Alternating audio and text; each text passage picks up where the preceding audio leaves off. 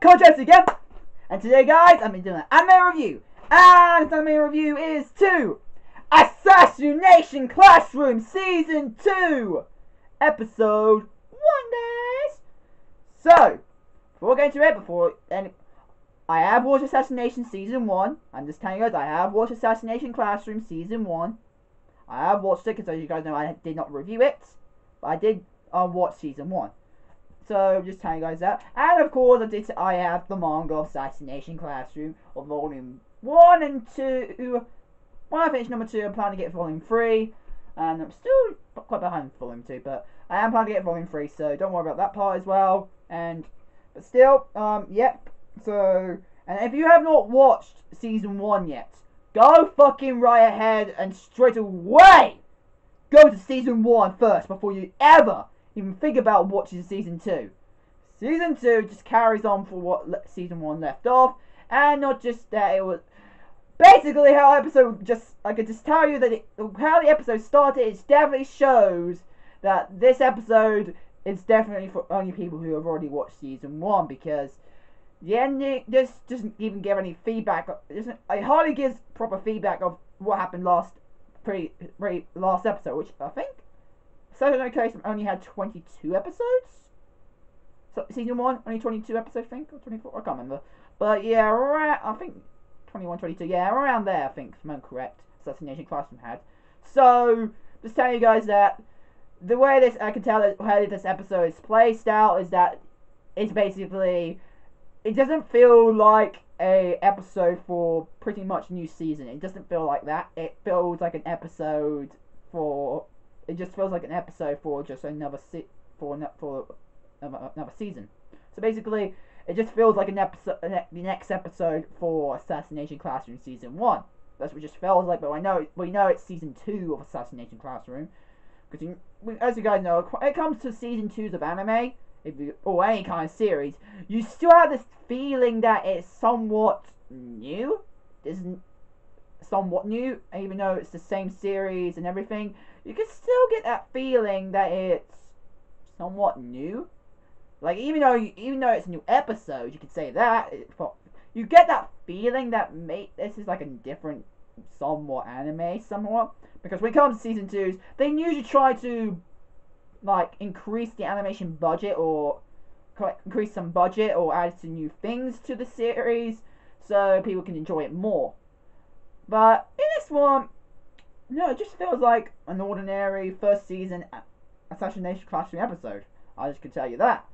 So, before you even carry on with this video, go freaking watch all of Season 1. Season 1 is both in English dubbed and Japanese sub. So, if you guys want to see any format, it's all available in both forms, Japanese or English. And really, actually, voice acting both English and Japanese is very good. I'm just telling you, it's very good animation for both for Assassination Classroom. Very good voice acting. Just telling you guys that. But anyway, just go to Season 1 before you watch Season 2. Okay?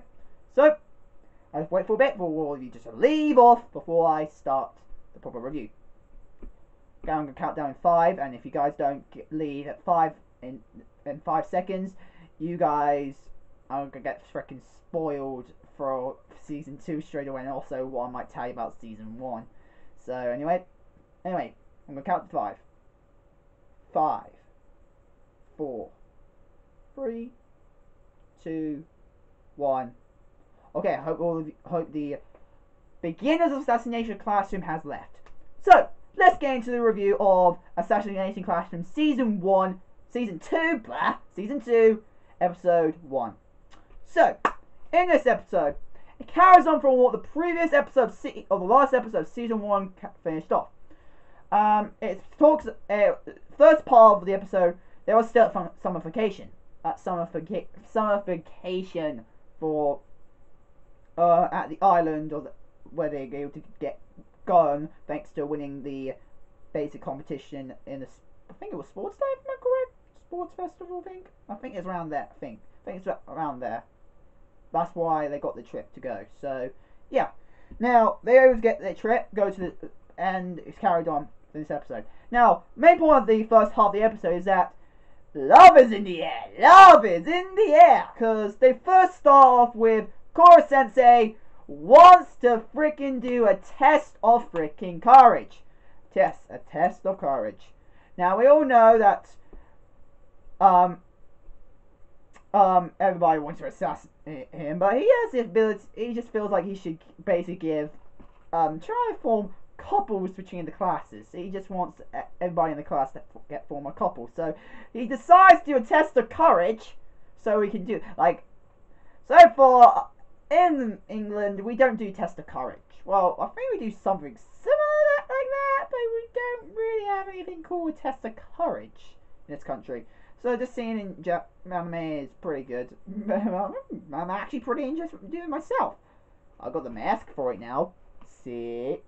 Literally, I got the mask for it now. So if I ever want to do a test of courage, I can let someone wear that mask and creep us out.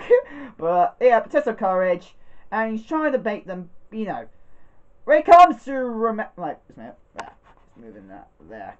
But when it comes to romantic tendencies, a lot when it comes to romantic tendencies in Japanese, basically anime or anything Japanese based series or real life as well, love can be formed through being scared. It's possible and it is true. There have been people in our country that's happened before as well. People fall in love because at some point they were scared. But this person they grabbed onto, made them feel happy and ended up falling in love because of that. So that's what Koro Sensei tried to do. Of course, it ultimately failed. But what it did lead up to is that it's been quite obvious in the few other episodes from season 1, but Professor Vitch, or as everybody likes to call her, Professor Bitch. They can't say her name right, so that's because I can easily say it, Vitch. But unfortunately, they couldn't say her name properly because it makes sense. It's a foreign name, so they couldn't say it properly, so they said Bitch. I still crack out when they call her Professor Bitch or Professor Sensei. Bitch Sensei. She's a teacher, so Bitch Sensei. Bitch Sensei. Bitch to Sensei. Anyway, we find out that Professor Bitch is in love with Kazuma. Yeah, Kazuma. Yeah, the other teacher. So, yeah, she's in love with Kazuma. It was obvious from previous episodes. So, and that's when everybody has fully realized that, they decide to try to make sure that Professor Bitch and Kazuma come together. So they help Professor Bitch to set a mood of trying to confess her love to him. Of course, it sort of failed because, and actually, it's not because of the kid, everybody in class E, year 3 class E. It's not because of them meddling with this. What actually caused this